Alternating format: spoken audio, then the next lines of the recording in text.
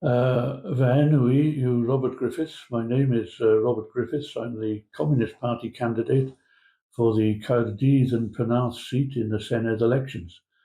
And as somebody brought up in a non-Welsh speaking home on the Llanrumney Council estate in East Cardiff, but with Welsh speaking grandmother and aunties and so on, I long ago came to the view that the Welsh language is something that belongs to all of the people of Wales, whether or not they speak it. It's our unique creation, it's our unique contribution to the world's languages and cultures.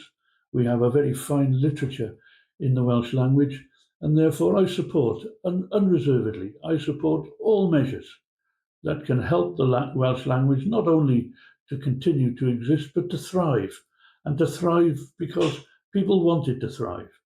There's no need for anybody to be a second-class citizen in Wales, but I think every Welsh person should surely want to see the Welsh language survive and prosper.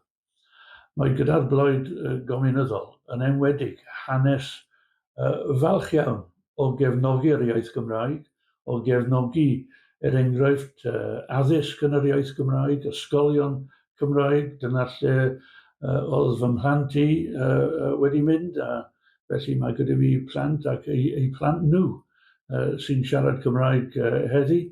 Ac felly, drwy hanes y Blaid Gomiwnyddol, ni wedi cefnogi'r iaith Gymraeg gweitha'r ffaith bod gyda'r iaith yn enwedig yn y gorffennol dilynion cryf iawn oedd yn gwrthwynebu popeth fydde o les i'r iaith.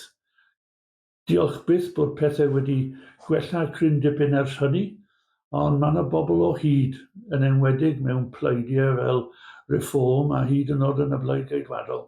Mae yna bobl o hyd yng Nghymru sydd ddim yn cefnogi'r iaith a gweud y gwir, a byswn nhw'n hapus I weld yr iaith yn marw.